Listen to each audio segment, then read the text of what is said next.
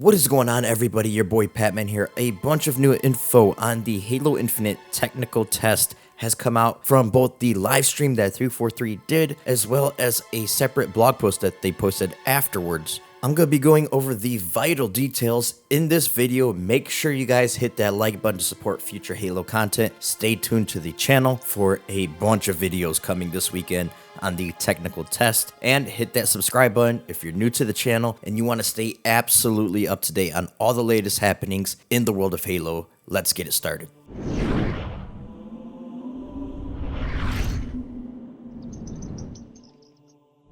So let's start with what content will be available in the technical test, starting with Bot Slayer. That will be the first thing available, which will feature 4 players squaring off against 4 bots on one of the 3 possible maps in the technical test, which will be Live Fire, Bazaar, and Recharge. Now, while you could team up to go against these bots with friends online, split screen will not be supported during this build. Now, this is vital information for 343 because the bots utilize the dedicated servers differently than what a actual player does, so they really want to get as much information on this as possible. Something that I think is really cool is how the experience is going to evolve over the first few days. So first, they're going to kick things off with the lowest skill level of bots on a single map to help players get acclimated with how the game functions. Then, as time goes on, if the community can collectively help hit their daily engagement goals over the course of the flight, they'll increase the bot's skill and add more maps to the rotation. The more bots that we slay as a community, the more the experience will evolve. Now, these bots will get more deadly with each update, so try to get on as early as possible to get yourself used to the mechanics of the game before they crank up that difficulty.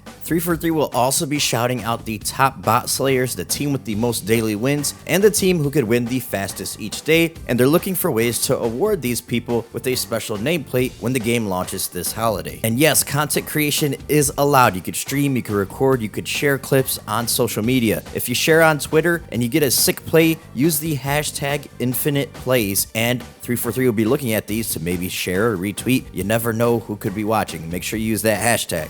Now, weapon drills will be another form of content inside this technical test. If you're interested in locking in your aim and trying out your certain skills with guns like the Commando and seeing how you compare against your friends, because there will be scores being tracked, you could do that in the weapon drills section of the academy. Now, as a reminder, here are the weapons that you guys will be able to test out in the weapon drills. The MA40 assault rifle will be there, as well as the battle rifle and the sidekick, the pistol, the CQS 48 Bulldog shotgun, the Needler, the VK78 Commando, the sniper rifle, the plasma pistol, the pulse carbine, the Ravager, the heat wave, which is actually confirmed to be a Forerunner weapon. It is not Promethean, it is Forerunner. So very interesting stuff there. And of course, the skewer will also be in the weapon drills. Now, the battle pass and menu UI will obviously be in the technical test as well. And it's going to be a little bit of the battle pass, a little slice, nothing too major, nothing that actually reflects the launch content of the game. So keep that in mind. XP values for challenges, all that stuff is subject to change, but 343 will be giving us credits to use to unlock items in this flight. Key focus here is to make sure that the systems that dictate whether you unlock and equip items are working correctly. So keep an eye out for things like that. Something isn't right, make sure you guys report it. More on that later in the video. So the final piece of content for the flight is the Waypoint VNext app and a new coat of paint for the website. This is something that you can actually test out without being invited to the flight, but you will have access to the Halo Infinite section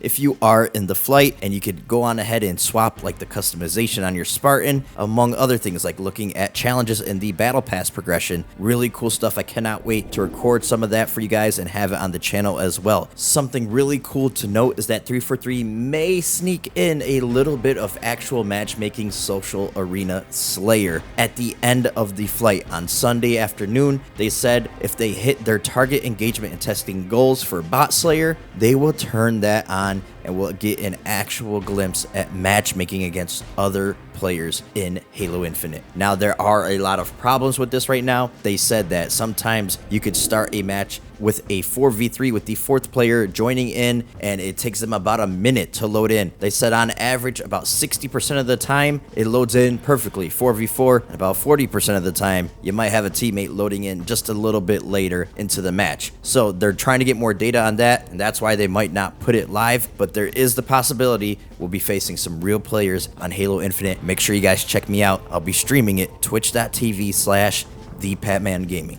Now, 343 wanted to be upfront with some of the issues that they are already aware of in this technical test. So shout out to all the PC players who own an AMD graphics card. Make sure your driver is updated to version 21.6.1 or later, or else you're going to experience some major issues. 343 said there's also a pesky bug related to matchmaking that can result in a player being unable to join into a session, having them time out, and then returning to the main menu. If this occurs, the match will proceed, but you might be missing a player from your game for a brief period until another player joins in progress. They are also aware and tracking of a few different crash scenarios. However, the overall average failure rate is well below their targets, so that's good news. They're particularly interested in getting more crash logs from a wider breadth of platforms as stability work continues internally at the studio. They also said various situations can cause stuttering, desync, warping, and other abnormal behavior in the game, and occasionally player scores will not appear during the victory screen at the end of the match, and or the post-game carnage report may not load after some of the matches as well. Rarely a player may be getting match unable to see their own weapon and have reduced audio, and also another rare occasion a player's melee attack may not register as expected. Sometimes after pressing A on the title screen, challenges, customization, and the commerce section may take a while to appear on the main menu. So those are all the things that they are aware of. So if you experience anything that I just listed in this video, with maybe the exception of crashing, if you have a certain amount of crashes and you can really pinpoint how that crashed, maybe that would be good to share with 343. They want people to go on ahead and report new things. So if it's on the known issues list on the Halo support site, which is where you will go to help 343 out and report any kind of shenanigans that might be going on during this technical test. If it is on the known issues list, you really don't want to create another ticket because they're already aware of those situations and working on it. But the Halo support site is where you'll be filling out any kind of new bugs or glitches that you find during the test. Now, I just want to go over a few things that people might have missed from the stream itself. Some big news as far as assassinations. No assassination animations at launch for Halo Infinite, but they do plan on adding them later when the time is right, they said.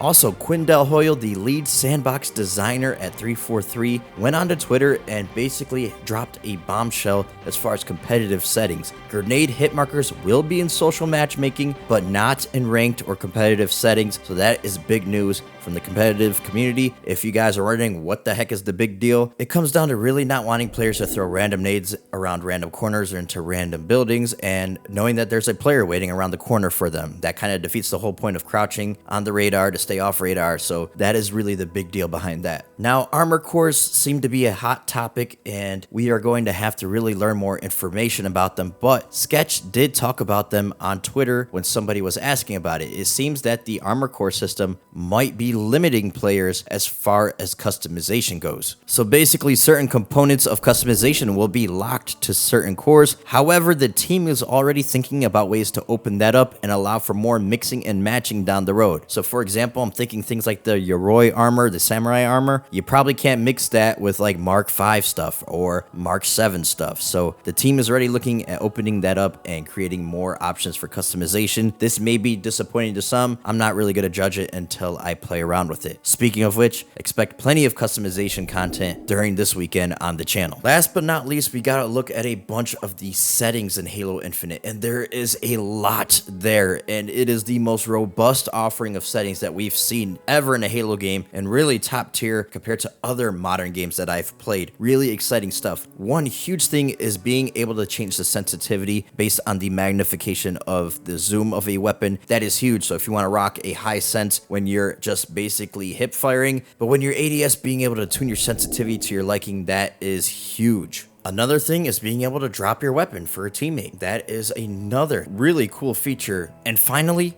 Thrust is back. It will be in equipment. It was in the equipment menu. When the 343 employee was in the settings, you could see it said toggle helmet light, which is really cool. Equip grapple shot, equip drop wall, which is, of course, those are two forms of equipment, as well as the threat sensor. And then right under threat sensor was equip thruster. But what are you guys doing? Make sure you subscribe to the channel if you guys want to get all this new Halo Infinite content this weekend. It's going to be huge, and like I said, I'll be streaming a bunch all weekend long. Halo Infinite technical test at twitch.tv/thepatmangaming. And if you want to give me a follow on Twitter as well, twitter.com/thepatmangaming. I'll be retweeting anything 343 says about the bot level difficulty changing or new additions that they're putting into the flight to test out, like the 4v4 actual social matchmaking that could be coming on Sunday. So make sure you guys are following me if you want to stay up to date on all of that. Hope to catch you on either a previous video of mine or a future video of mine. Thank you so much for your time, and I'll catch you guys on the next one. I'm your boy Patman, and I'm out.